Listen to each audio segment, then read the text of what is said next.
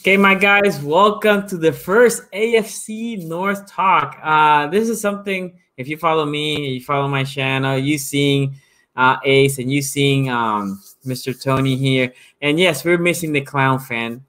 Okay, I mean, it is what it is at this point. He might show up and you guys can tell him, if not, Quincy, I hope you watched this part at the beginning. But Quincy will be part of the channel. We thought you guys seem to enjoy this. So let's put all of us together. We're going to try, especially in the season, to do this once a week to review every time we play each other, right?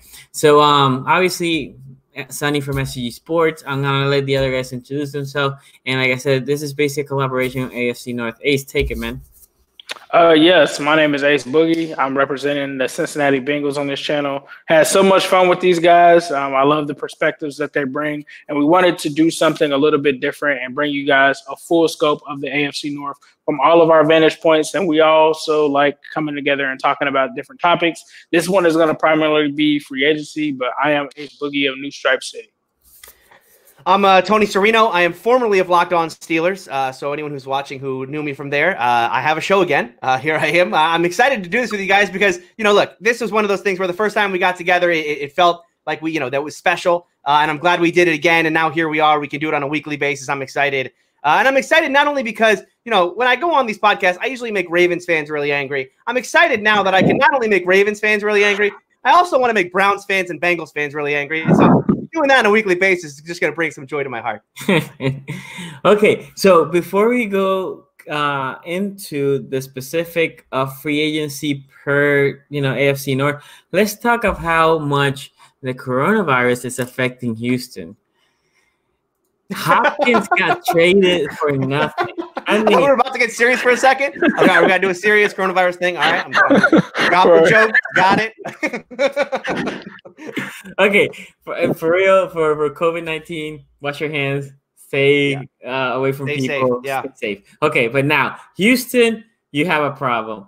Your boy, he can coach. I don't know if he can be a GM. I still don't get this move. This one's insane. I mean, yeah. So the trade is at least a first. Right. They got a second, and next year's fourth. And next year's fourth, and they got Drake, not Drake. No, they got David Johnson, which used to be good. He needs to prove himself. He hasn't been good. He's got a huge contract though. All right. It doesn't make any sense. Okay, so it's just not me, right? Because I was I was here. I got early home today. I was watching. It's like, Houston acquired David Johnson. That's how they broke the news. Okay, that is how they broke it. Yeah, and then I was like, it's not bad. They let him go high. That's not bad. David Johnson. Okay. And then wait, Blockbuster, David Johnson, Blockbuster. What are you talking about, man? Blockbuster, D-Hop. I was like, what? D-Hop. We're talking about arguably the best receiver in the league currently. Top three without a doubt. Maybe the best. Top three. Probably the best wide receiver in the league right now. And I'm like, for that? Right. Yeah. For a second and essentially a pick swap, right? Because they gave a fourth and they're getting a fourth back. Yeah. And then they get David Johnson. Who, again, he's on this. Look, the guy had, 700 total yards last year. He lost his starting gig in Arizona.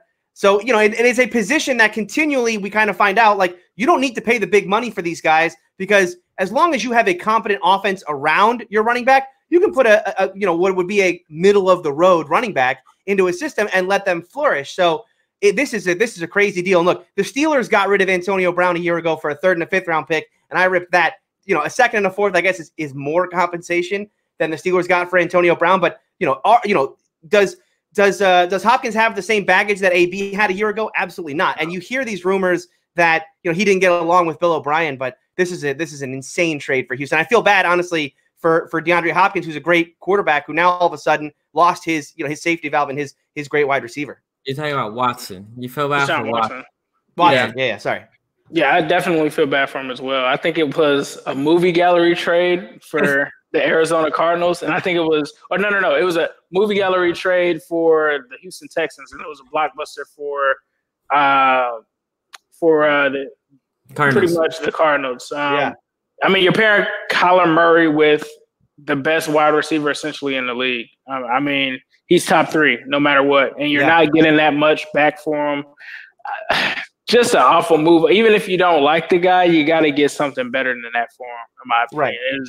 It was just kind of shocking to see. Like, I saw the report initially come out this morning that said, hey, you know, I think it came from Pro Football Talk, Mike Florio. He said, hey, it looks like potentially the Cardinals could trade DeAndre Hopkins because they're in draft hell. And I looked at it and I was like, this is the same guy that said Joe Burrow doesn't want to play in Cincinnati a few weeks ago.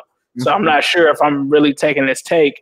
And then, like you said, you see the trade happen for David Johnson, and it's like, okay, that makes sense. You know, they did kind of have an issue at running back last year. Carlos Hyde might not be the guy there long term.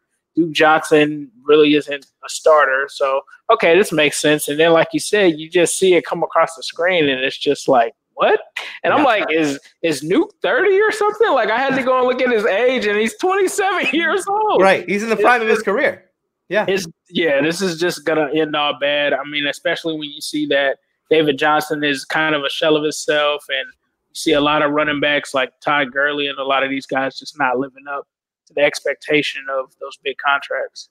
Look, that conversation between Houston and the Cardinals should have gone. Cardinals calling Houston, oh, you want D-Hop? How about your first-round pick? How about the 10th overall? Right. No, that's too much.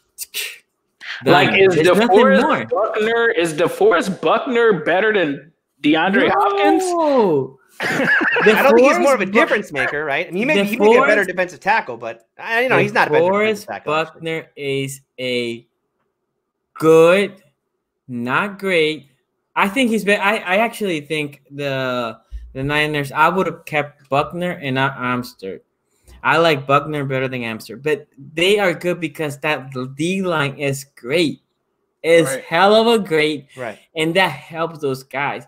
I was surprised that the Colts gave up a first and paid $21 million for that. Might as well go ahead and give 25 to Clowney. Might as well. At least you kept that first round pick. Right. I'm not critiquing, especially at a team that needs a quarterback too, right? Then they traded away 13. That could have been a quarterback. Yes, or at least they could have used something to move up and get a quarterback. I don't get it. I don't. Again, this is why I understand COVID is a serious thing. That obviously we can see where it's affecting the most. People are getting delusional. I haven't critiqued Indy that much because the Houston one is just baffling. There's no worse trade this year than that one. Well, can I play devil's advocate with that for a second? Because okay, so let me go through what Bill O'Brien might be thinking here, right? Because if you're gonna trade away DeAndre Hopkins for a second and a fourth pick swap, and then you're gonna get back David Johnson, you've got to be thinking two things. One, they were looking to trade Hopkins no matter what, right? Well, this wasn't we'll take a first round pick. No. Okay, we're going to keep you know what I mean? Like, they weren't hanging up the phone. They were going to keep negotiating no matter what. So this is the best deal essentially that they could get. You have to believe that. So if they were going to trade him, if it came to a situation where Hopkins and Bill O'Brien couldn't work together, essentially a behind closed doors Antonio Brown situation, right? Where they had to get rid of him. This is the best deal they could get. Maybe, although I think we can all agree they should have done better than this deal. And the idea of bringing David Johnson in, I could see that in a case of like, look, I'm not a believer in paying running backs, especially if you're trying to transform your entire offense to what the Jets did last year with Le'Veon Bell, right? Bringing Le'Veon Bell in to save your offense is not going to, he's not going to transform your offense. You have to put pieces around him to make it work. He's a great running back, but he's not going to do it by himself. But Houston does have, and they are building a pretty good offense there. Now they're going to lose DeAndre Hopkins. But, their offensive line was certainly better than it's been. They have Watson there. So bringing in David Johnson, maybe they feel like they can resurrect his career and get him back to where he was, and that starts to rejuvenate some things. That's the best I can do playing devil's advocate here, but that's got to be what Bill O'Brien's thinking, right? Look, there's a team that clearly needs a wide receiver, and they have, I think, 3 first-round pick, Oakland Raiders, and they're looking for splash players to go to Vegas. You don't think the Raiders would have given them whatever the last first-round pick that they have for Hopkins? Hell yeah. Who's the receiving core? Remember, they got burned on Antonio Brown last year. And so if they're – look, and I know I'm drawing these comparisons between Antonio Brown and Hopkins. Not to say – and we have nothing to say that those two people are the same. right? But you have to imagine that this situation in Houston had to have gotten toxic for them to take this deal because it's not a good deal. So if they had to have just wanted him out. Look at this. For the Raiders could have been like, okay, I'll trade you my last first round pick for that guy. Now Brady, because they're trying to get Brady over there. Brady, look, I had that big monster there of receiver for you. That would have made sense, right? Again, I'm just baffled. I'm shocked. I don't know how this happened. Although a lot of Ravens fans are hating me today because I said that we would never get Hayden Hurst traded for a second round pick, and we did. Oh, whoa! The clown is here. Whoa! Look who it is. How's it going? How you guys doing? I told you the clown will come here. It will be here. We present each other, and I said, Mr. Quincy, aka the clown fan, he'll be here. He'll get here.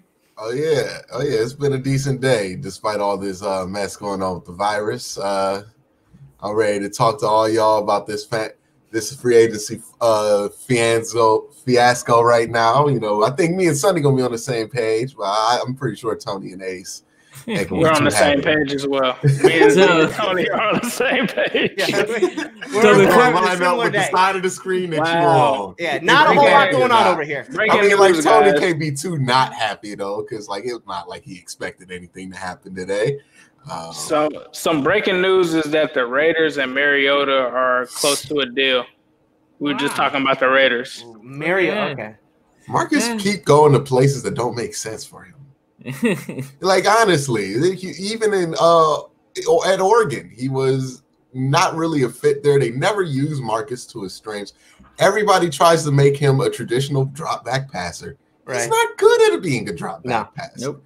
He stinks at it. What he's good at, he can run a 4.5 40 and he's 6'5", 230. Maybe somebody should try something with that, like they do with Josh Allen. This can't be a move. Well, I don't know. Is this a move to just compete with Carr? Are they getting rid of Carr and going with Mariota? I mean, Carr is better than Mariota. I mean, let's be honest. Mariota is Carr is better than Mariota if you try to make Mariota. If you put Mariota in Carr's offense, that's what Gruden does. That's Gruden's offense. I have a suggestion on what's happening there, and I'm going to do it in John Gruden voice because why not?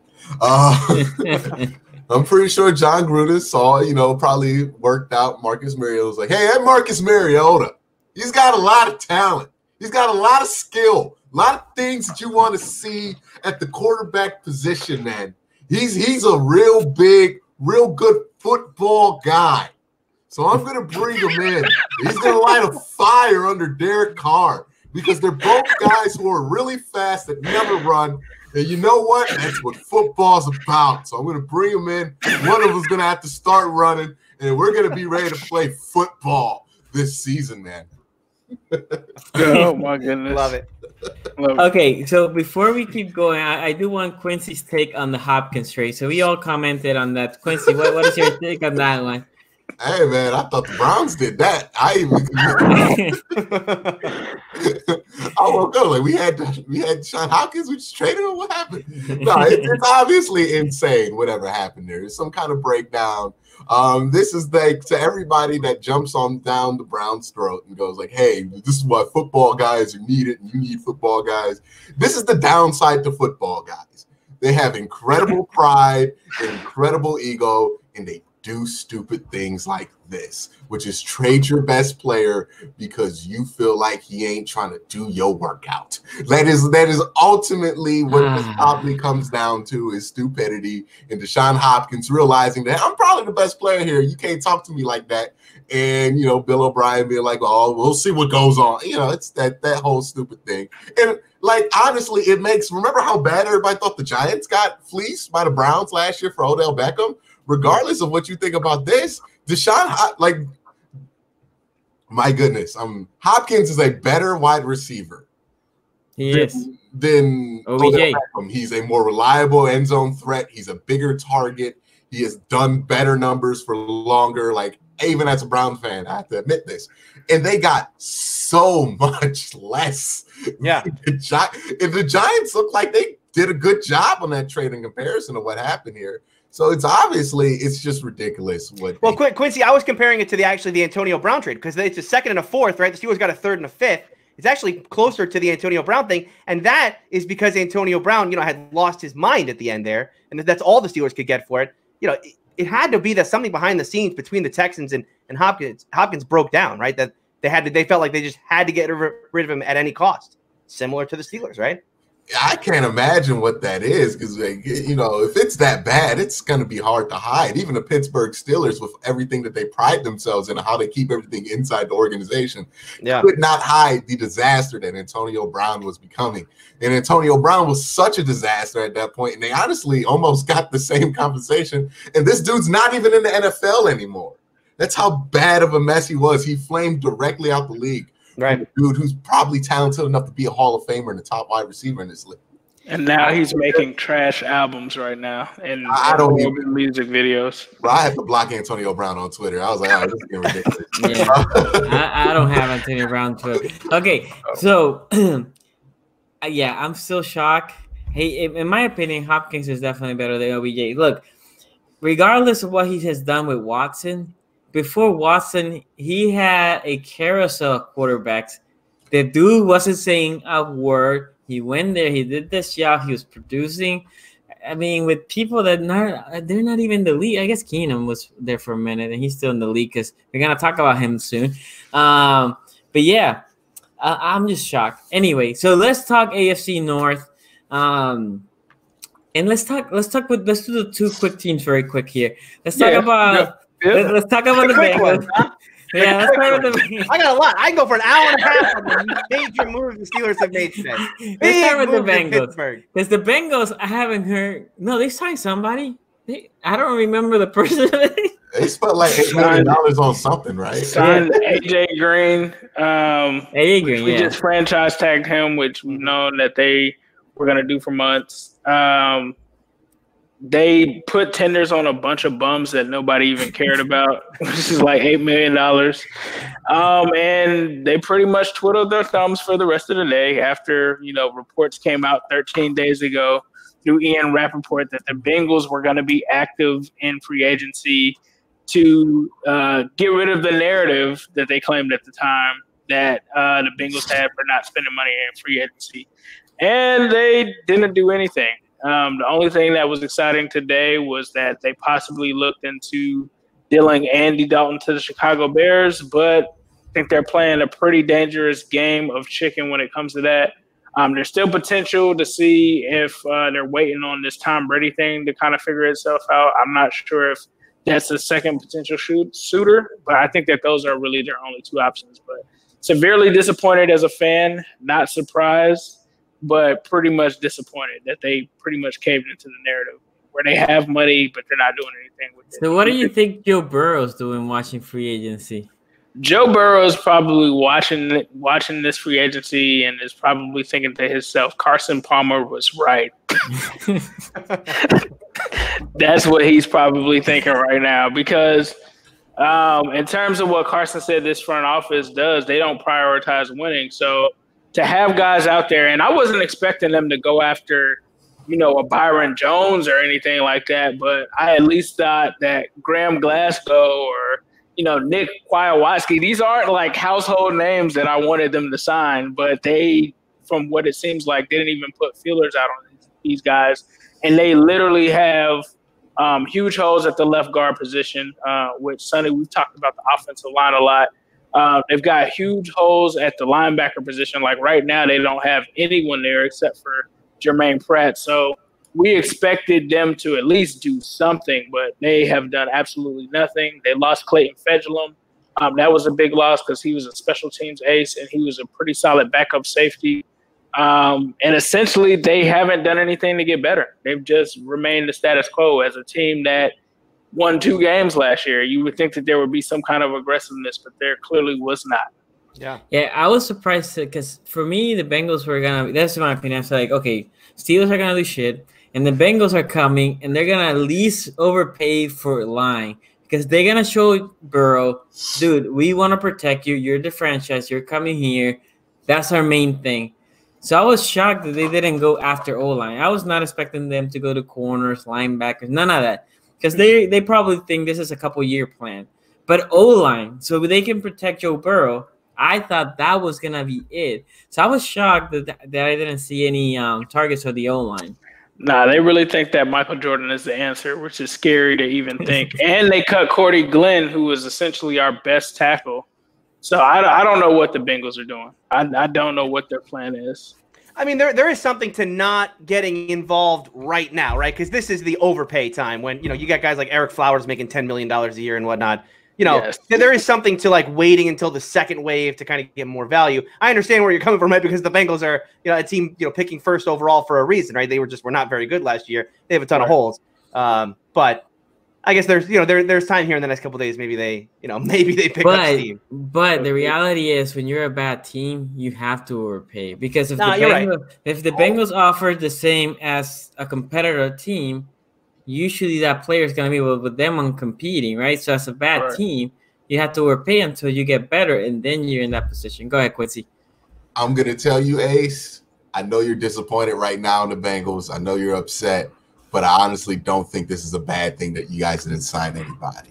I think that right now, if you're the Cincinnati Bengals, you probably need to be knowing that you're the Cincinnati Bengals, knowing that you're not owned by like Jimmy Haslam or somebody like that, who is going to be willing to just incur penalty after penalty, spend money after money, waste money after money.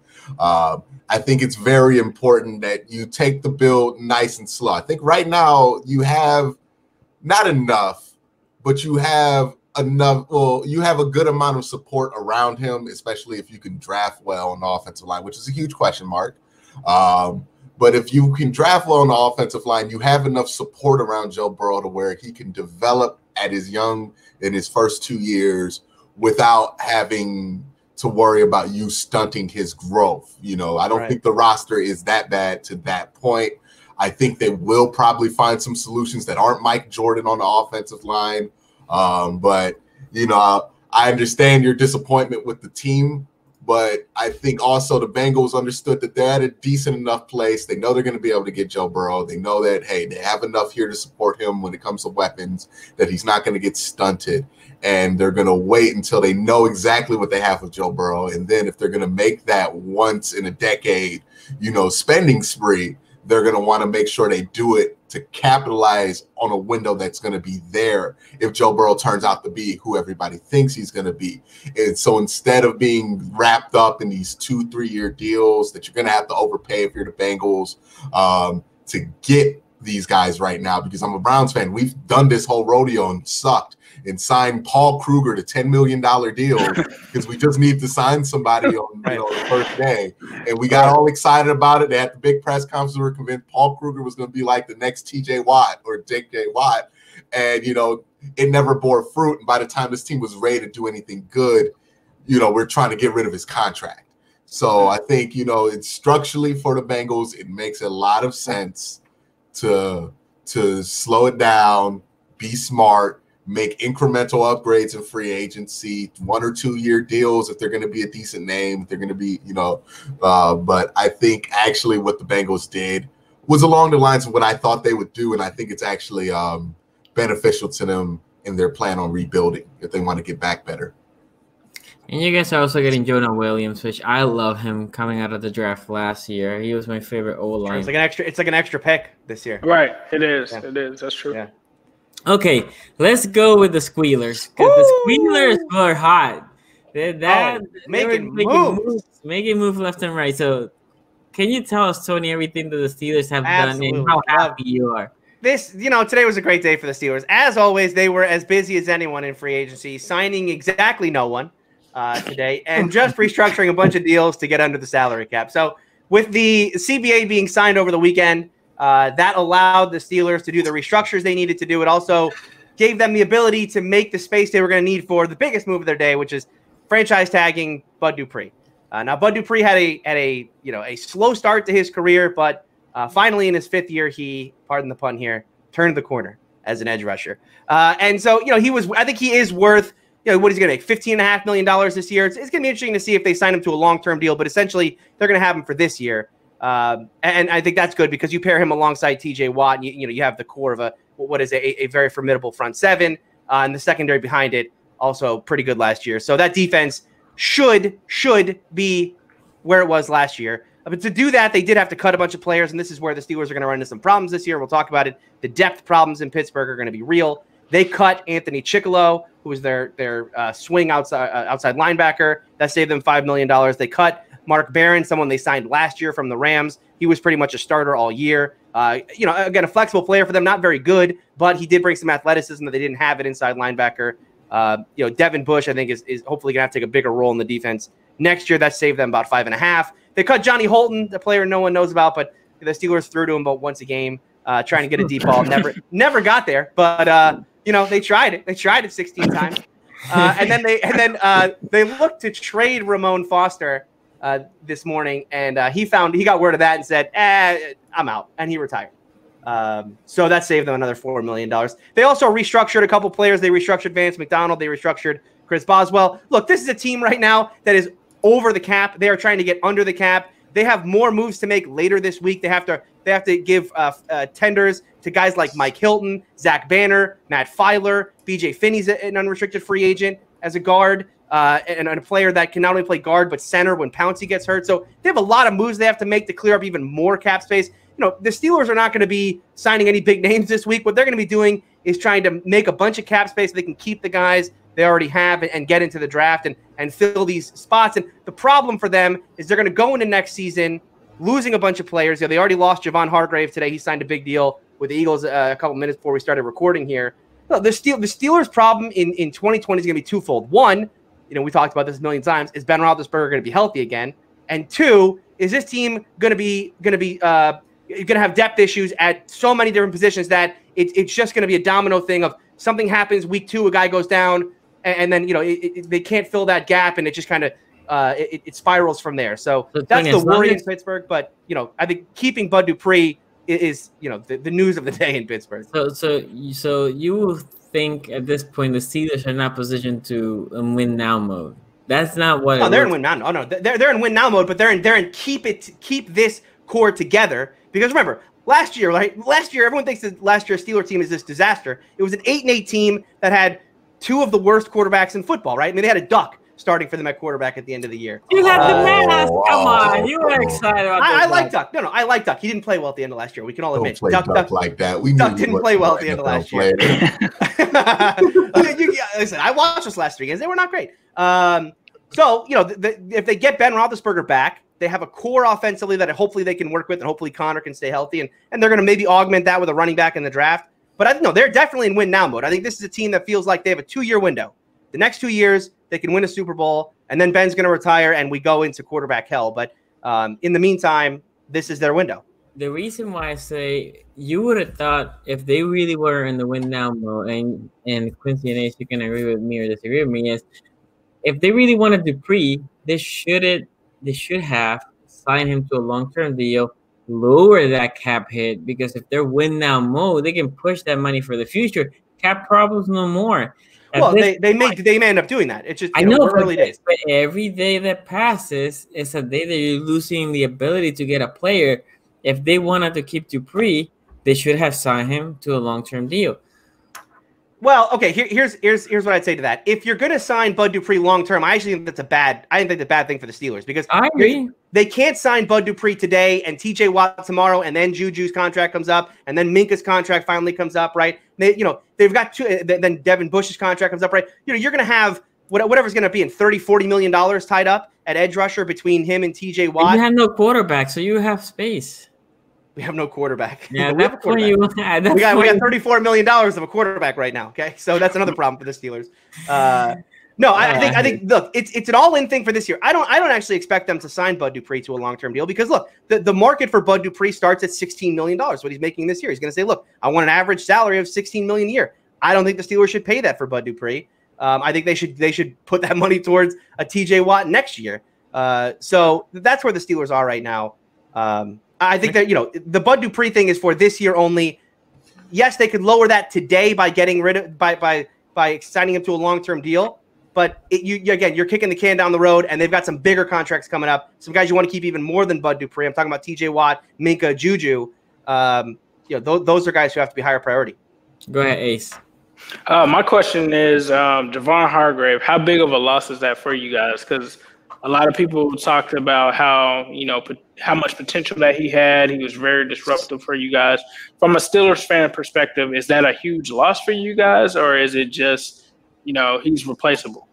It's not a huge loss because the guy only played like 60% of the snaps, so he wasn't an every down player. This isn't like losing a Bud Dupree, and I know that's why they prioritized Bud over Hargrave. But this is going to be a sneaky loss for them because look, Tuitt got hurt last year for the entire year. Tuitt's a very good defensive end when healthy, but Hargrave had the ability to not only play nose but also go and play D end and played in place of Tuitt and was kept that defensive line being disruptive and open up lanes for guys like Bud and TJ to make the plays. So yeah, this is not going to be he's not a household name in Pittsburgh, but I think Steeler fans know this was a guy who was disruptive on the defensive line. It's not going to be easy to replace him.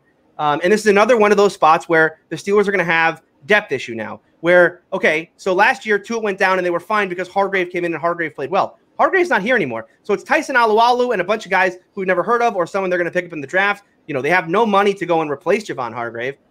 This is one of those things where I think depth is going to be a problem. If Tuitt and Hayward stay healthy, they're fine. But in all likelihood, one of those guys is going to go down, and both those guys have had significant injuries throughout their career. If it happens again, they have depth issues again.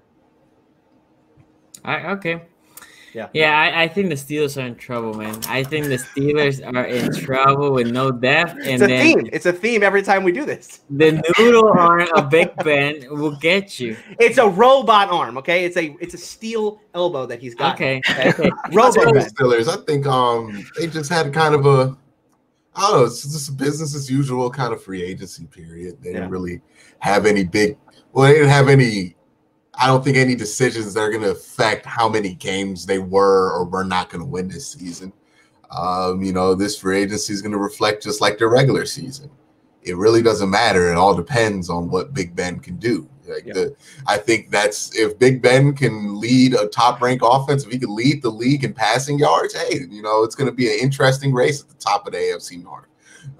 But if he can't, then we're looking at 500, one game over 500 football for this team. Maybe even less because of because some of the depth issues, even though it's in positions where the Steelers generally don't have problems re-upping. So I wouldn't, suggest that they would have issues refilling there. The big question mark with the Steelers is what we always talk about when we get together is the question mark at quarterback, because they don't have a history of being able to replace that quarterback. I mean, if you look at this team in the early 2000s before Big Ben got there, you were throwing around Tommy Maddox and T-Gun. Yeah. And you had the Antoine Randall L salute, like all that.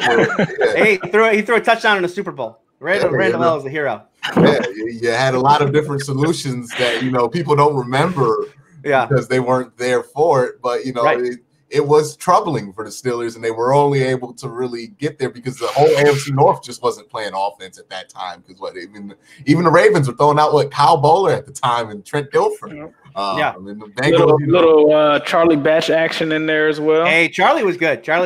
Sonny remembers that game. I think it was the year the Ravens won the Super Bowl. Yeah. Charlie Batch beat the Ravens. First time I saw Charlie Batch in Baltimore. Enter the game. First time I saw Charlie Batch answer the game, I was like, "Why is Hines Ward at quarterback?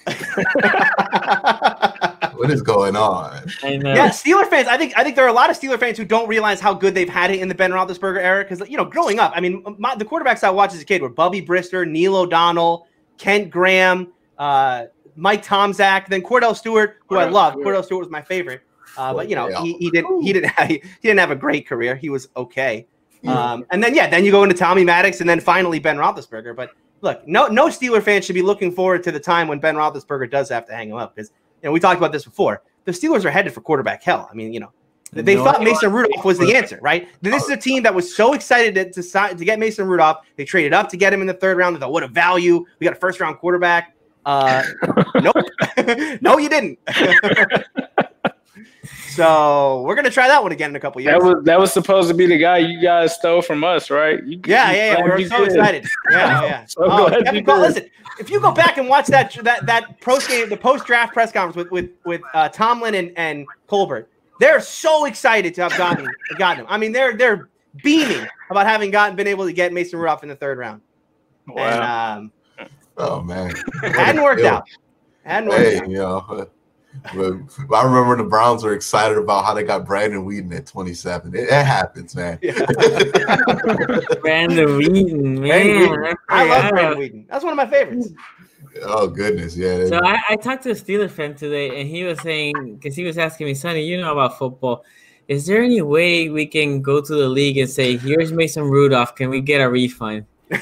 Can we get like a 4th or 5th round back for him? They should give a compensatory pick to the Steelers for it's like, hey man, sorry about that. They were like, man, he went to Oklahoma State. You knew.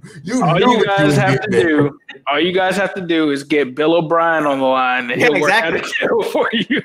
Call the Bears. Call the Bears, because apparently they're willing to trade for any mediocre quarterback. They're looking to trade for Foles. Because they don't want to pay for Teddy Bridgewater. It doesn't make any sense what they're doing. Yeah. One thing I do want to shut down that's been talked a lot about with the Steelers is that any talk of Jameis Winston to Pittsburgh makes 0 sense. You know what? I'm here for it. I'm here for the Jameis to Pittsburgh. It cannot happen. It's impossible. It's impossible. And I would love it. No, don't get me wrong. If it happened, I would love it. Of course, I'd love to have Jameis as a backup. The 30-30 club, baby. Bring it to Pittsburgh. No. You gonna trade Ben. You're gonna have to see, that's what I'm talking about. See, look. None of this is happening. This is going to enter crazy town. Who's the Steelers' best player? One of their best players on defense, right? TJ what? Or are you talking about Minka? We talking about Minka, right? Okay, all right. Yeah. You need to. So when in training camp, you're gonna have to make sure Minka's ready. Who else is gonna help Minka be ready to catch all these interceptions with Jameis Winston?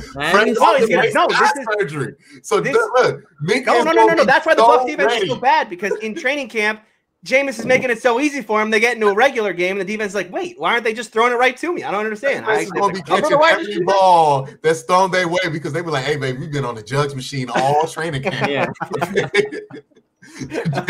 Jameis been throwing us all these interceptions. But the reality is, if I was a Squealer fan, which, I would cut Big Ben and sign Jameis Winston. You would not. If you were a Steeler fan, you would not cut Big Ben. If you were a Ravens fan, you would cut Big Ben. If you're a Steeler fan, you keep Big Ben because you watched him win 2 Super Bowls. And the guy you're talking about bringing in threw 30 interceptions last year. No thank you. He had more yards than Big Ben did the last season that he played, though, right? More yards and I believe more touchdowns. Yeah. Just saying. I don't think it was more touchdowns, but it's more interceptions and more yards. Yes, he can make a mediocre guy like Juju Smith-Schuster a star. Here we go. Hey, you were the one in here that said Juju might be good. That Moncrief guy. Listen, no, hold on. I believe I called comeback player of the year James Washington. Okay. Remember, I'm the guy who called James Washington, who I believe we all voted on last podcast as comeback player of the year, right? So, they got a lot going for them at wide receiver right now. Every time I see Eli Rogers in the XFL, I'm like, damn, that's James Washington for years. That's the exact same player. They're the exact same. No. The Steelers should bring back Eli, though. XFL shut down. The one transaction I want to see the Steelers make is get Eli Rogers back in the building. That's one player we can afford. Oh man! And Cardell Jones could be bring Cardell in for the backup spot, or PJ Walker, one of those guys. He threw like 7 straight interceptions in. Look, he didn't have a great end there, but this is for 1 or 2 weeks, he's a good deal, and that's all they need him for, right? Just 1 or 2. Great value, Jameis.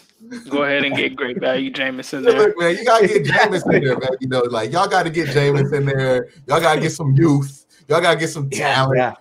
Get somebody to get Deontay Johnson the ball. I mean, look, Jameis Winston was well known for being held down in Tampa Bay with lack of weapons. He had to make Mike Evans now too. He had to make Mike Evans and Chris Godwin work in Pittsburgh, where he's going to have a beast like Juju Smith-Schuster coming off a 700-yard season.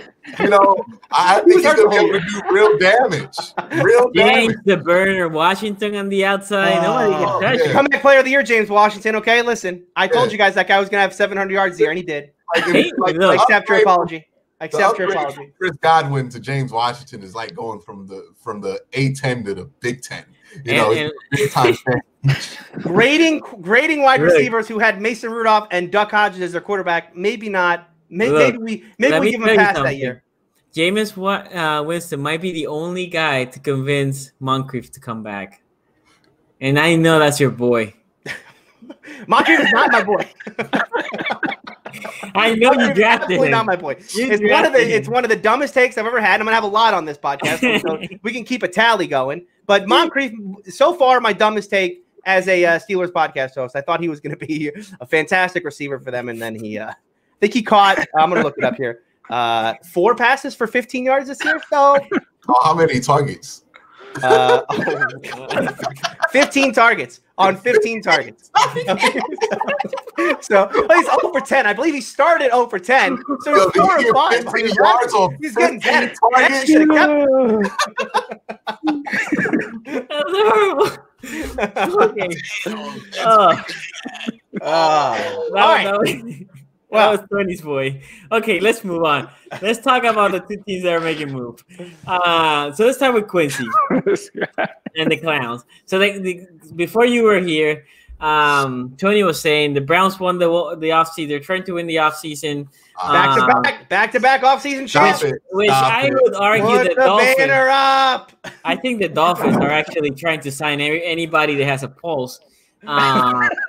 But Quincy, talk about all the moves that you guys are making and which ones you like, because I'm very interested to hear the backup quarterback situation there. But talk about all the moves you guys made and why you like them, why you hate them. I've been actually pleasantly surprised by the front office this offseason. Had no idea what to expect. I knew Andrew Berry would probably prefer going for younger free agents, but I just didn't know how many younger free agents you can go for while also being in a situation that you're going to be in if you're the Browns, which is in 2 and 3 years. 2 years you have Myles Garrett up and David Njoku, who I think is just going to be gone. But in 3 years, you're going to have Denzel Ward up. You're going to have Nick Chubb up. I think maybe even a year before, since he's a second-round pick.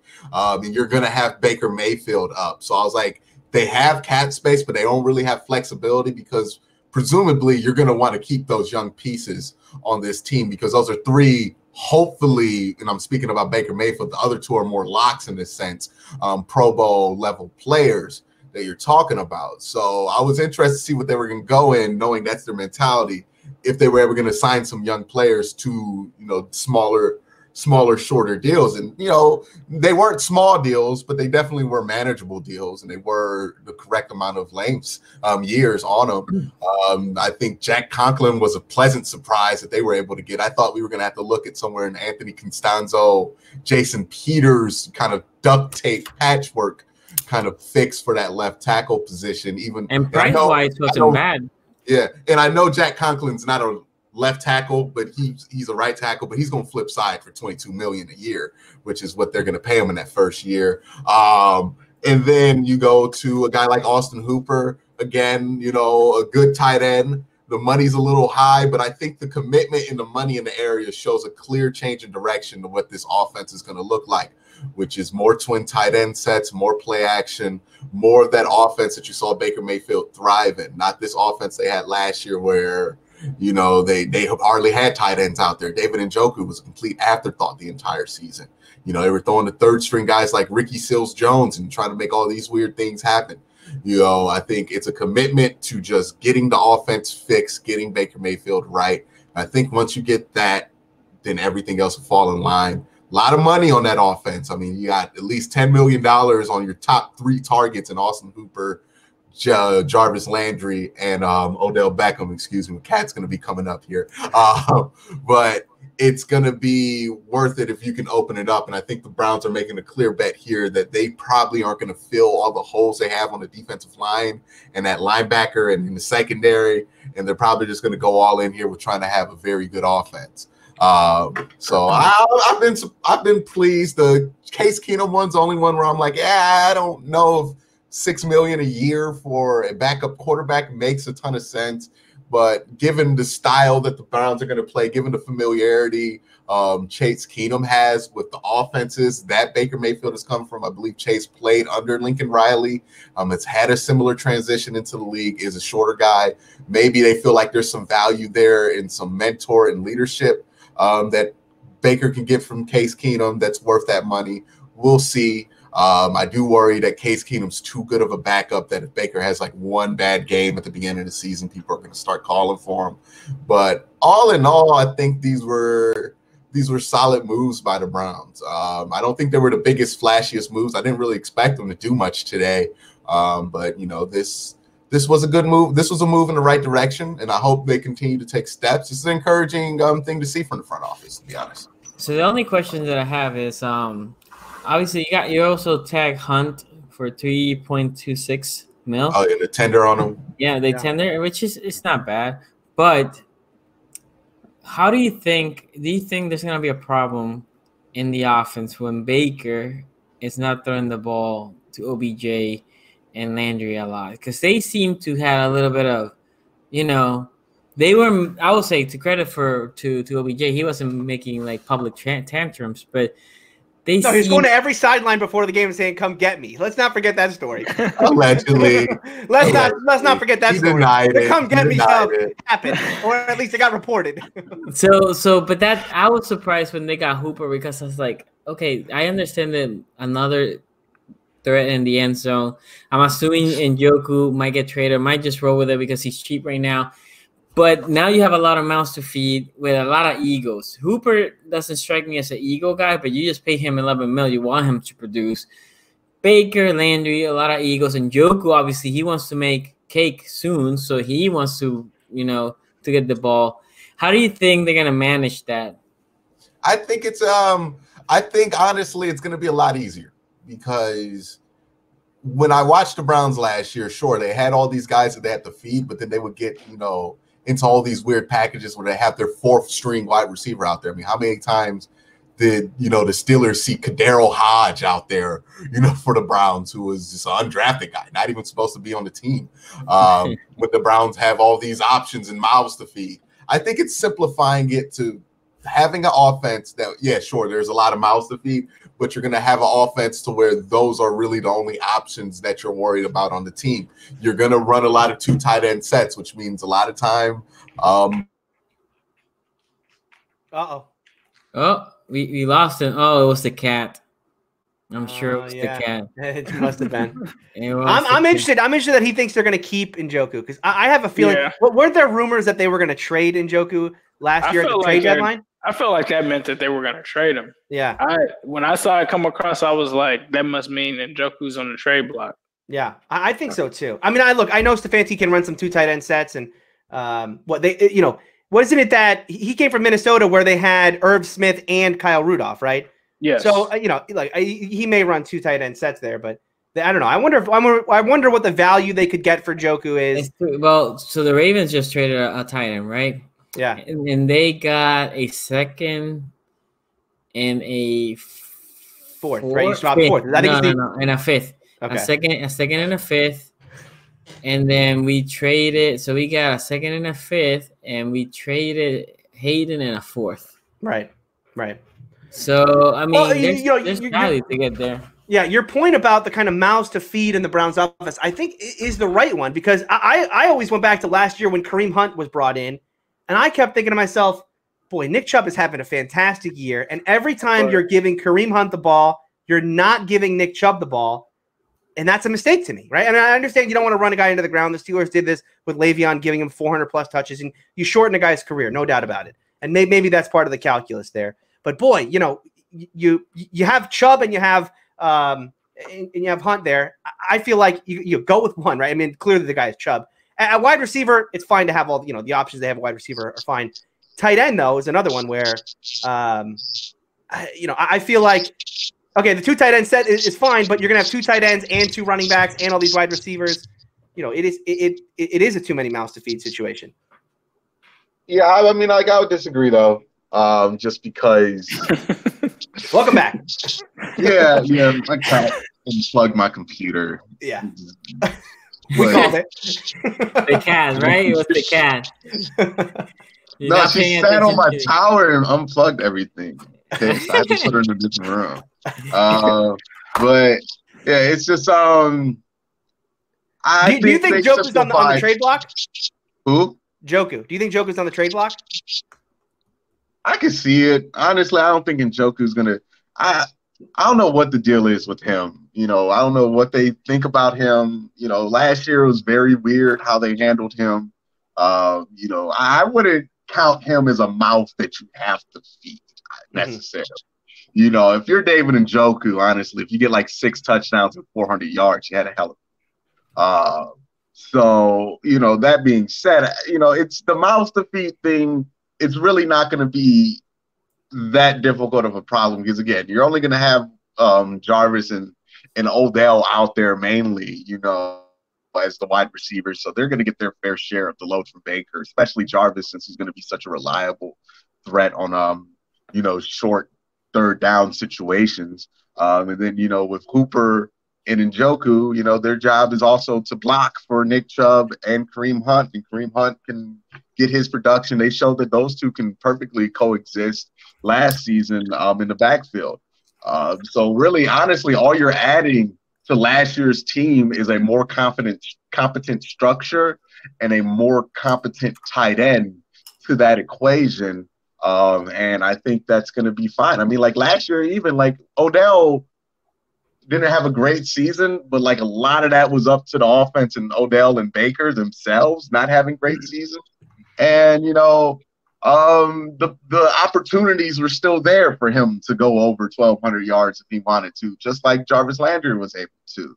You know, there's going to be an opportunity for Austin Hooper to have a big year, and there's going to be an opportunity for Nick Chubb to lead the league in rushing again, like he did last year. And there's going to be an opportunity for Kareem Hunt to be able to, you know, fill in the roles that he did last year.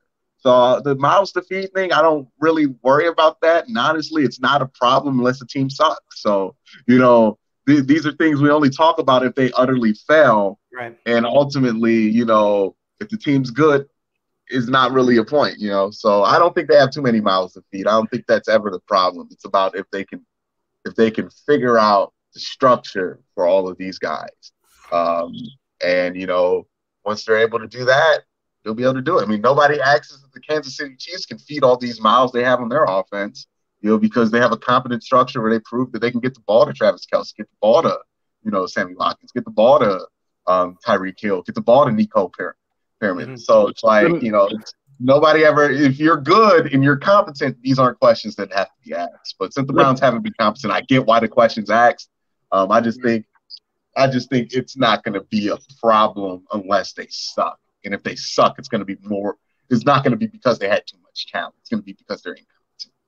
Okay, Ace. Let me ask you this though, Quincy. Like we see what kind of Hayden Hurst kind of commanded. If the Browns were offered a deal like that, like let's just say for instance, best case scenario, they get offered a 2nd-round draft pick for Njoku. Are they not going to take that? Like when you could use that to help bolster the offensive line or something like that to help Baker out or help your defense out? Would that be something that you guys would be open to, or do you think that still having Njoku, you know, as an extra weapon per se, helps you guys, or would it be better to trade him away and perhaps use that on another asset to help fix the offensive line? I think if they could get a 2nd-round pick for David Njoku, they ought to take that and make that trade. I think that would be a fair value for him. It's again, I don't think David Njoku is a critical part of the equation. I think he's bonus points, honestly. Right. Yeah, and it's going to be really upon his ability if he can get time in the offense this season, if he improves as a blocker, because this offense that they're going to run is going to require David Njoku to be a competent blocker, which he hasn't always been.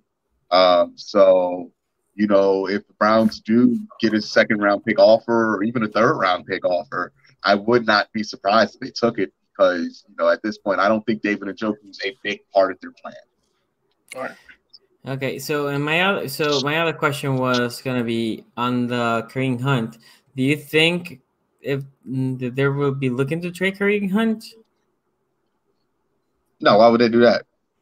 I mean, they had the beast last year on the running back side.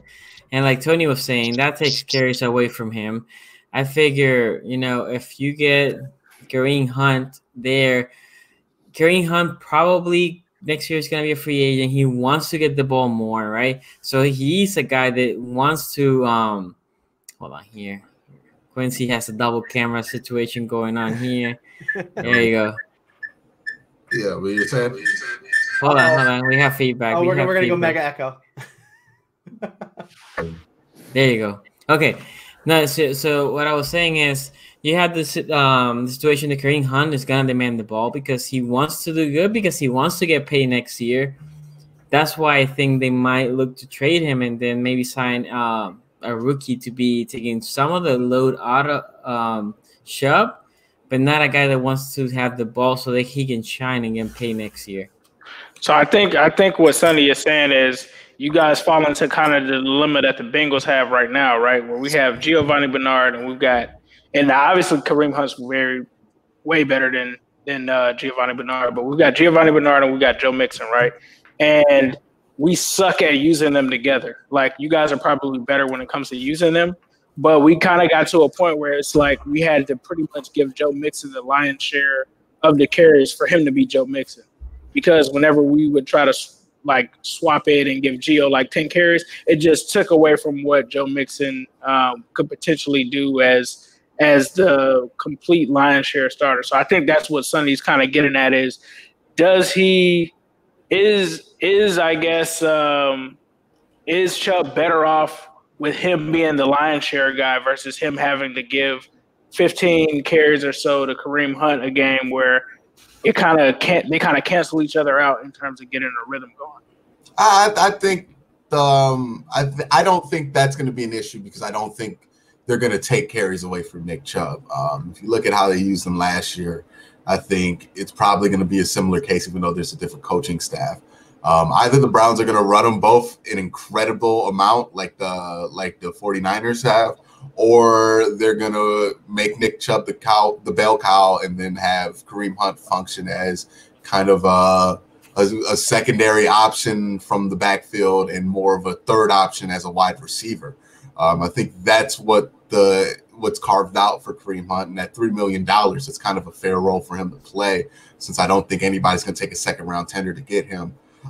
So I think there's a role carved out. I think, Kareem Hunt is going to be able to use his skills as somebody who's played fullback a little bit last year for Nick Chubb, as somebody who was able to kind of be the third wide receiver option out the backfield for Baker Mayfield. That's going to be his role. I think Austin Hooper, Jack Conklin, and Kareem Hunt, the three deals that they really did, even Case Keenum, are all about protecting and giving Baker Mayfield a blanket. You give him a blanket with a good tight end, experienced, smart tight end like Austin Hooper. You give him a blanket by giving him a good tackle finally. You give him a blanket by keeping Kareem Hunt, who's going to be an option out the backfield, going to be a check down. You give him a blanket by giving him options at the wide receiver position. That's what they were able to do, and I think it's a lot of big names, but ultimately the big names wasn't the issue. It was the dysfunction that was the issue last year, and you're really adding somebody who, in Austin Hooper, who's really not the biggest name in the world, to that equation. If they were adding DeAndre Hopkins to the equation, then I'd be more concerned. But I think this is kind of a non-starter for me. All right, let's talk quarterback for a second, because it's interesting that they bring in Case Keenum. Last year they had Garrett Gilbert was their backup quarterback all year, right? Yeah, well, kind of. It was supposed to be him and Drew Stanton, right? And I believe Baker did not miss a game last year either, right? He started all 16 games. So I'm trying to come at this without the idea of like, this is a backstop in case we have to bench Baker Mayfield, right? It feels like that's what Stefanski's doing here, right? Is he's saying, look, I got Baker, and Baker's fine, but Baker threw 20+ interceptions last year. If he does it again, maybe we have to go the other way here. Let me get just a backstop in case this Baker thing keeps going the wrong direction. Am I wrong in that? I don't think you're completely wrong. I think it is kind of a insurance policy, because the Browns are at a point where we're like, hey, we got to compete. We got to be good. We can't mess around, and I said this last year. Baker's third year, this ain't going to be time for excuses, and he's still developing, and he's only X years old. No, like in his third year, he's going to have to win. He's going to have to be productive. And if he's not, then Case Keenum's going to step in. That is just that's the nature of the beast, in your third year in the NFL. So, yeah, I think it is, putting a little bit of pressure. I don't think he's brought in to compete necessarily with Baker Mayfield, but he is an option that's there that, hey, look, if Baker Mayfield is not doing the job and he's not getting the ball to these players, we have a guy who can be a competent NFL quarterback that can step in and stop the bleeding if that is. Or if Baker Mayfield, knock on wood, gets injured, hopefully, I certainly hope that doesn't happen. But if he does get injured, then you do have you have an option where if you can go a decent amount of season with this guy there in Case Keenum. It's just giving more security to the team, and the team's not at a point to where they can just afford to throw away the entire season if Baker Mayfield gets hurt. They need to have an option there. I think Case Keenum's probably the best guy you can sign that can give you that kind of an option while also not being that much of a threat for Baker Mayfield's position. This is gonna be kind of a stupid question, but because I want to ask you to get in his head. But like, how is Baker going to take to that? Like, is this going to be a problem where he internalizes this during camp? Obviously, he's going to be asked about this, right? He's going to get, oh, Baker, you got competition now. How do you feel about them bringing in a backup quarterback now, right? I mean, is this going to be like a Baker against the world type thing again? I feel like if it was somebody better, it could be. They definitely worry about that with Baker Mayfield because he is very competitive and he is kind of petty. Yeah. He has been better about all that kind of stuff this offseason. He really hasn't made the same headways and in headlines that he did last season. This season, obviously, he's been humbled because the season has been humbling. But I think he understands that they need to have a decent option behind him. I always say this, but your backup quarterback in the NFL is a direct reflection of the team's relationship with their starter. If these are younger, up-and-coming guys, that probably tells you a lot about what they think about the starter or where that starter's at in his career. And, if it's somebody who just shouldn't even be in the NFL backing them up, it tells you a lot about what they think about him. Last year, they thought the world of Baker Mayfield. They thought it was no possibility that he could fail. They had Garrett Gilbert, his high school teammate, backing him up. He got the Peyton Manning backup treatment. And now this year, Baker didn't play so well. They have to do something while they have Myles Garrett on this roster still and Nick Chubb and such a good roster that, hey, look, they like Baker. I think this move says, I like you, Baker, but, can you sign this prenup before we get engaged? Okay, so let me transition now to the Ravens move. Boo. No, man, the Ravens. I think the Ravens did a lot of low key good signing. So we have. It wasn't even low key. They're not low key. They're just good signings.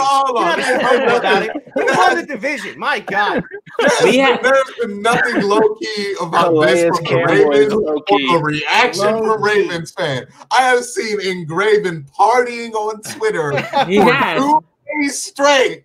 Do not tell me this is low key. He has. My point is, we didn't break the bank. So we traded for Calais Campbell. We gave him a 5th round. We ended up. It's a great trade.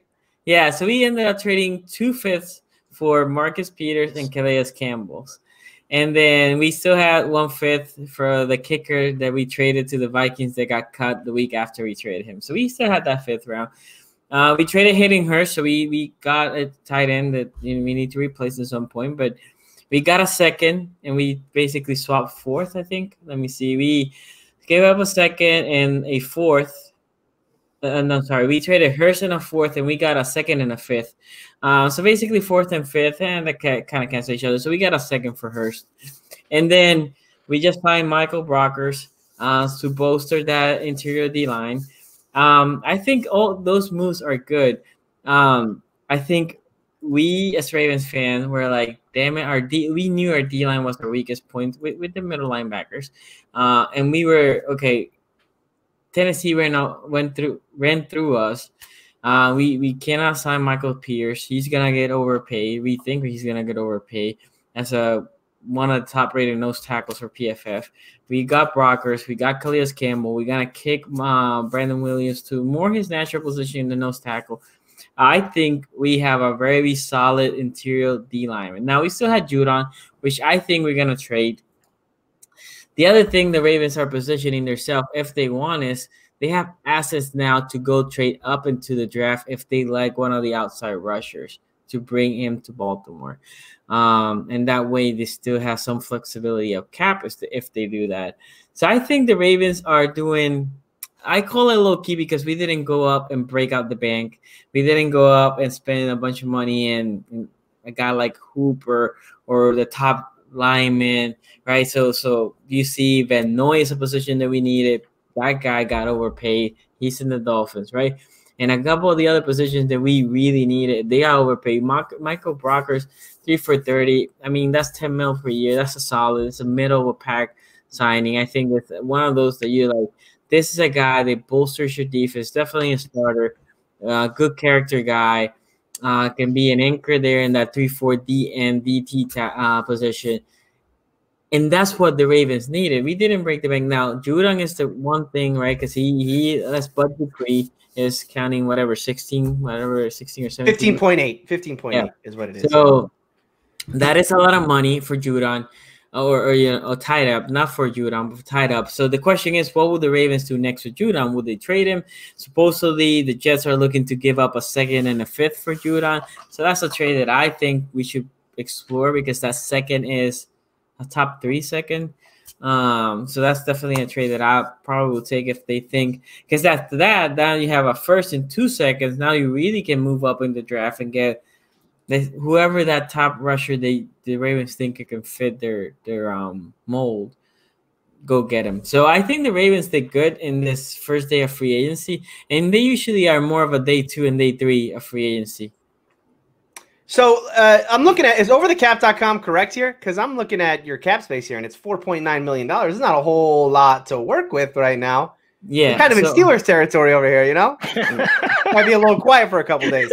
Yeah, no. So over the cap, I think, and this is just me, I think over the cap has an error. This is now, I to be honest, I cannot confirm or deny this. I think the cap number hits you when a player signs.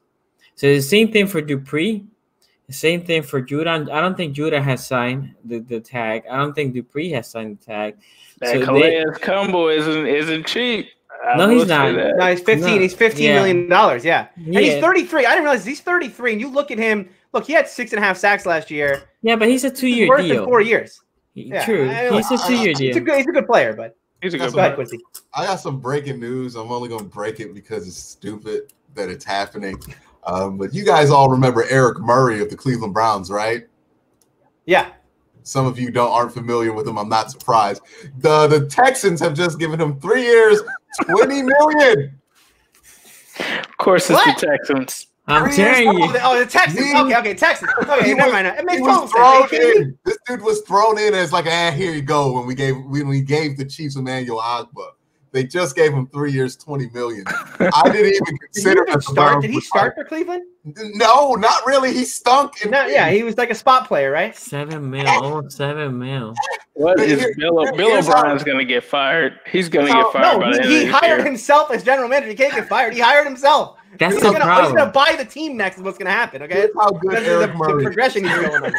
Here's how good Eric Murray is. Our starting safety, one of them started to threaten to fight people on Twitter, and the other one is Demarius Randall, who had concussions. No, don't. What about Morgan Burnett? Don't forget about Morgan Burnett. He tore his ACL. Well, yeah, he tore his Achilles at Pittsburgh after having the best half of football ever in his life. And even at that point, the Browns he was like the 3rd guy the Browns went to on that safety rotation. And even then, they were like, we're going to throw in Sheldrick Redwine, who was a disaster, better than they would. But they gave him 7. Wow. Hey, Ace, bro, you trying to train real quick and just play, try to convince the league we can be mediocre. You know what I mean? Like, I feel work out for the Texans. Yeah, just get a little Houston. Get that DK body on, and it's just just show up like, hey, give us $20 million. That's why if the Jags are struggling trying to trade Nick Foles, just call up Houston and see what they have for you. Dude, I'm shocked because at this point, I really wonder what's going through Deshaun Watson's head right now. Like, that's going to be such an uncomfortable meeting with him and Bill O'Brien the next time that they meet up. Has he signed long term yet? Not yet. No. So this is why I'm not. Hey, you know what? Deshaun Watson's like, boy, once I get out of quarantine, they're gonna have to hear from me. This is why I'm not a fan of coaches being GMs. There are very few coaches that can be good GMs. There are very few. And Bill O'Brien, I mean, look, Bill O'Brien now has ran Clowney out of town, Hopkins out of town, and whoever that was the GM, I don't know the guy's name, out of town. Rick Spielman, I think. I don't know, whoever, a bum.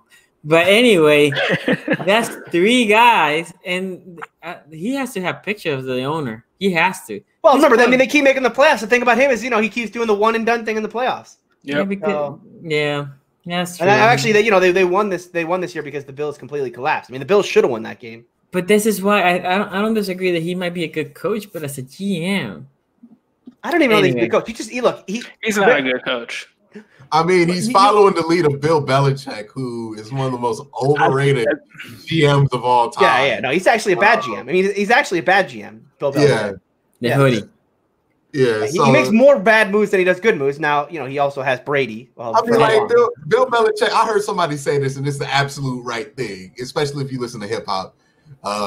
Bill Belichick's like the Dr. Dre of the NFL. We're like, you'll hear a lot of people. You're like, yo, this dude is hot on a Dr. Dre project, but you have never listened to one of their single albums. Like, that's true. The last time we heard about Mook Murder outside of Dr. Dre, you know what I mean?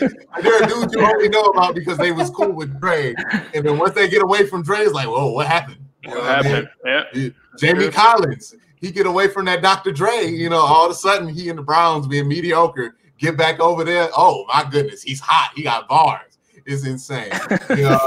So like, I'll give Bill Belichick that, but Bill O'Brien is not Bill Belichick. Sure. And if you think he's gonna get $20 million out of Eric Murray, we were upset that we traded Emmanuel Ogbah for him in Cleveland.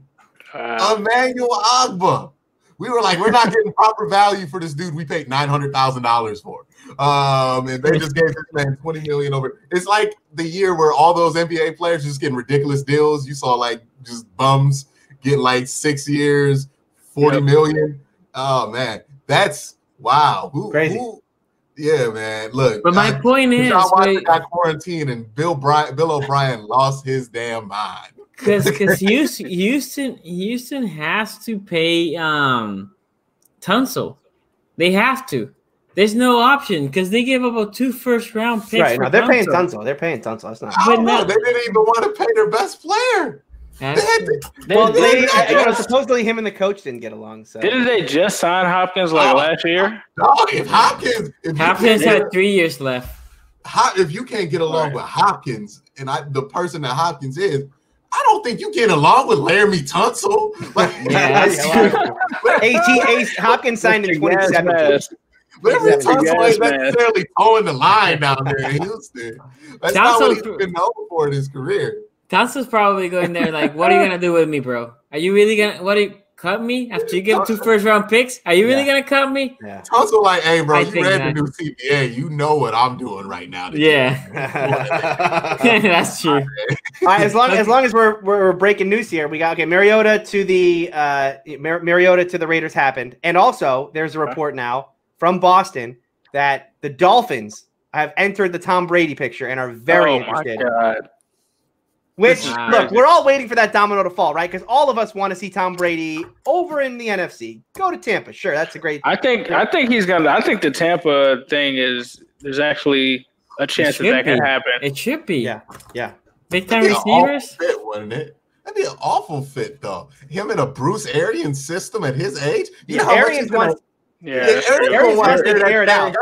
Yeah. He wants to air it out. Ain't got no air left. Tom is deflated. Okay, that thing is deflated. He's got no arm left. I think after the 30-30, he may be reevaluating that. Exactly. Maybe we got to throw passes, a little under 15 yards. No, Bruce Arians, man, he's had some bad quarterbacks and still have obtained by that system. He was like, no, we're going to air it out. This is how I play ball. We're going to do it. Big chunks, baby. Big chunks. I remember that in Pittsburgh. I'm shocked that nobody's giving opportunity to Teddy, man. I heard Chicago was in the mix, and then back to New Orleans, maybe. Teddy, for me, I think most people are probably worried about the Nick Foles thing happening, where you give him a big contract, and then you're just stuck. Because like the Jags, I don't even think that they could give Nick Foles away at this point. But you give him a 1-year prove me deal? The contract is too crazy. The contract is crazy. Like they're going to be stuck with Nick Foles for at least this year. Yeah. Yeah. Okay, so we have been here for an hour. So before we wrap up, I think after day one of free agency, where do you guys think your team needs line for the draft? So I'm going to start with Ace. Take your first number one overall because we know it's going to be Burrow, but you essentially have another first in that pick 33. Who do you think they should target for pick 33? Position-wise, not necessarily a player, but position-wise. I think position-wise, they have to look at two positions. They're either going to have to look at guard, especially it's not looking like they're going to address guard in free agency so far, or at least get a guy that they can plug in and start. So I think that you look at guard, maybe even right tackle, right? Because this is a deep tackle class. So if you have one of those guys like a Austin Jackson, or I can't believe it now, but Andrew Thomas is following. I doubt that he'll fall that far. But if you have one of those guys that should have been a first-round tackle slip to 33, you got to look at it. Same thing goes for linebacker. If it's one of those guys that is kind of top-heavy, it's kind of after you get past the Kenneth Murrays and those guys of the world, it's a huge drop-off. So if one of those guys falls to 33, I think you also have to look there. Okay. Tony, so you have one pick in the second round. You know who I want in the first round, though? You know who I want in the first round? I know. I but think safety might be okay. You know, like Minka might not be a bad trade. Okay. Second round, what do you think you should be targeting? In this draft, you know, look, a lot of Steeler fans are thinking running back. There's been a lot of rumors about running back. Bring stuff. You know, this is a good running back draft. Second round is probably the right time to start taking some of those top guys. Now, not all of those top guys are still going to be there, but you're probably still going to get value there. I'm not a running back in the second round guy. I think it's this is a league where you can just put a Raheem Mostert in and make it work. So, you know, I don't like the running back. I do like wide receiver. Honestly, I like wide receiver. I think this is a draft where in the second round you can get a first round talent at wide receiver because it is that deep this year.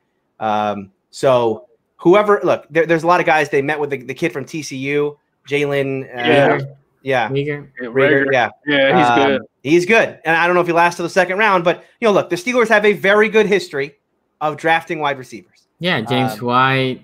James Washington. Washington, yeah. Comeback player of the year. I agree. Deontay Johnson, Mini AB. Lima Swede. Oh, what a great player he was. Could have caught a great touchdown against the Chargers. All I know is that the Steelers wide receivers were all over the XFL. I don't know how they said that wasn't a draft. It was a draft, Eli Rogers. So I like look, wide receiver in the second round. They don't usually draft wide receivers that early. They usually wait. Actually, no. Second round was Juju and James Washington. Yeah. So actually, no. Second round's perfect. They don't draft him in the first round. So if they draft a wide receiver early, just know already, Steelers Nation gonna hype him up because he's the best. He's the best wide receiver in the country. Do this. And we're so good at finding wide receivers. He's on board too. Okay, so wide receiver. Okay. No, wide receiver. Yeah, and offensive line's another one. Steelers are gonna have some problems on the offensive line. It looks like so, or at least filling gaps. So offensive lineman is on the table. Quarterback, maybe? No, absolutely not. And if anyone says, "Oh, Steeler fans, Jalen Hurts," no. What if this happens though? I think this is the only way. This is not gonna happen. But let's say, for instance, Tua falls to the second round. The Steelers pass on him. No, you gotta take him. Okay. Come on. How about Love? We have to remember that they're signing Jameis Winston. Yeah, that's right. So he'd have to be backup to the backup. Yeah. It's a tough one. No, Jameis loaded quarterback room there, boys. We might go to 3 quarterback set. You don't know. Jameis Winston getting a 5-year, $120 million deal, $80 million guaranteed. That's the starting money. They're gonna have to get rid of Ben and probably forego TJ Watt when he's up for his extension. No, trade him. Trade him. Yeah, I saw that video. About the leader in passing yards and touchdowns of the 2019 season. The last guy to do that was Ben Roethlisberger for the Pittsburgh Steelers. I remember they were talking about how great he was on that front. And you can't deny that Jameis Winston is the leader in those categories. You're right. Nice. It's a perfect fit. I got to reevaluate everything. No quarterback in this draft at all. I mean the Steelers are not taking a quarterback, should not take a quarterback at any round. No quarterback. It's going to be the year where like a 4th round quarterback turn out to be like the best quarterback in the NFL. The next Russell Wilson. Russell Wilson just come out of nowhere. Y'all should honestly sign PJ Walker. Y'all almost did sign him. Like, I'm not even joking. Like, no, Landry Jones. If they're anybody from the XFL, it's Landry Jones because he was in the Steelers already. He knows the system. Well, I know they tried to work out PJ Walker during the season, but he was under his XFL contract, so they same with Landry. They did the same thing with Landry. Yeah. I would just say if y'all was still Cardale Jones came down to reality. Cardale Jones decided that he wanted to stay in the XFL. Yeah, I got you know what? They paying me veteran minimum. I'm cool with this. I'm gonna just stick here. Like, you know, I ain't trying to play back into the league. You know what I mean? Okay, Q. For you guys, pick number 10. What do you think? What positions do you think they're gonna be looking at? I really hope they look at defensive tackle. The Browns have had a gaping hole in their defensive. This experiment. Oh, did we good? We good. Start over. Yeah, you cut out for a second. Start it. All right. So I think the Browns should go for a defensive tackle, preferably the big one out of Auburn. I think that is, if you can get him at 10, that would be fantastic. But they need a difference maker on the interior of the defensive line. Their run defense has been abysmal the last 2 years. We can blame it on linebackers. We can blame it on not having Myles Garrett. But it all starts in the middle of the defense. Ask Steeler fans, ask Raven fans whose run defenses aren't historically awful. How they avoid it? They put a lot of big dudes in the middle of the defensive line. It seems to be a working strategy in football, I guess. So they need to get some big dudes on the defensive line. Sure, can they get a premium left tackle prospect at 10? Yeah, but if it's not the guy that you love, don't do it.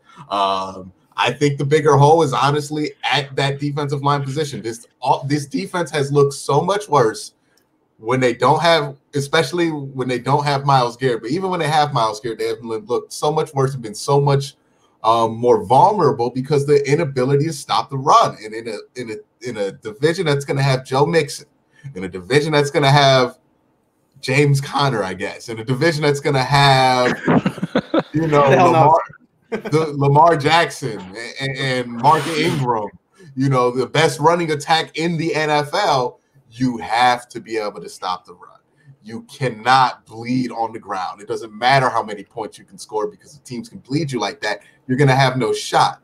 So they really need to stop the bleeding there. And I think you do that by getting a premium, big old freaking defensive tackle that can sew those holes up. And I think it's a simpler hole to fill in terms of you can get somebody at 10 who can be productive immediately for the Browns at that position than, you know, trying to get a tackle or offensive guard. So for the Browns, I hope they try to do something about this run defense, because it's been a hole. It's been a hole for 2 years. We've tried to say, oh, well, Joe Schobert's going to plug it up. That was a joke. You know, we've tried all these things. I think the reality is, you know, Larry Ogunjobi's way too small to play interior defensive tackle. He gets ran over all the time, and he gets huge holes opened up his way. We need Sheldon Richardson to play like Sheldon Richardson, or at least some semblance of him. And we need to get heavier on the defensive line, because there's nobody that demands a double team that's not Myles Garrett, which completely outdoes the entire logic of having a Myles Garrett, because that means you can get a double team and a one-on-one on the other side, because you're going to have somebody else take up 2 blockers. No, you end up actually not freeing up any space because you have no push in the interior defensive line. So they need to get that figured out. They need to get that solved, and I hope they understand that and don't go for, you know, what the fans are saying, oh, the offensive line needs all these mega hole patches. No, the offensive line is going to be fine with Jack Conklin. And maybe another signing for right tackle. The defensive line is a disaster. It needs to be fixed. So I think Brown should be there at 10. But anyway, so I think for the Ravens, Derek Brown's there at 10. I'm gonna be off the hook. I'm just gonna tell y'all, I'm gonna be off the hook. I think it will be because of the quarterbacks. They're gonna trade for quarterbacks. They're gonna go back to the top 10 for the quarterbacks. Please let that beautiful, massive beast, almost cursed, fall to the Browns at 10. I will be doing cartwheels through the quarantine all the way down to Cincinnati and thanking everybody. Okay? Okay, so I think for the Ravens, the moves show that we are basically looking into the linebacker position, middle linebacker position, and wide receiver for the draft. So that pick 28 is probably going to be a middle linebacker or receiver, or we might just scoop back and trade back a little bit and then grab middle linebacker receiver. We're positioned with that first, and now we have 2 seconds and 2/3. So we have capital to grab that middle linebacker and the wide receiver, and then an edge, depending what we do with Judon. If you trade Judon, it's going to be for a high pick. So with that, again, you can move up and get an edge. But I think the Ravens are positioning themselves for getting that middle linebacker because I don't think unless they get a guy as Quincy Hayes Schobert, a guy like that can be a placeholder for a year or two. But they're probably going to be looking into draft a middle linebacker in this draft or a receiver with that pick 28. Anyway, guys, this is it. This is what we're going to be doing here. Like I said, during the year, we're going to do this once a week. As the draft is coming, we might probably get together, do a couple mock drafts, and talk about the draft. So be sure to subscribe to this new channel. And you can follow each of us. For me, it will be Sonny in SEU Sports on Twitter, Facebook, IG, and YouTube. Tony, where they can find you, man? You can follow me on Twitter at Steeler Country. I do a weekly spot on Locked On Steelers, but most importantly, hit subscribe on this channel down there. Hit the subscribe button, hit the notification. Ace. Yep, I am on YouTube at New Stripe City, also on Twitter at New Stripe City, but definitely subscribe to this channel if you love hearing AFC North talk. Quincy. Yeah, and you guys check me out, Quincy Carrier, youtube.com/Quincy Carrier, Worst Take. Put in this name. You'll find me talking about all types of topics according to the NFL. And again, if you're a Bengals fan or you're just an AFC North fan watching this video or a fan of a small market team, check out my most recent video about ESPN's small market bias. It's one of my favorite pieces that I've done on the channel, and I think it's really well done. It's good stuff. Definitely good. Is Pittsburgh a small market? Nah, Pittsburgh, one of them teams that everybody favor for no reason. I don't get it. They're such a good franchise. They do it. Okay, all right. Okay, guys. We will see you next time, guys. Take care. Peace.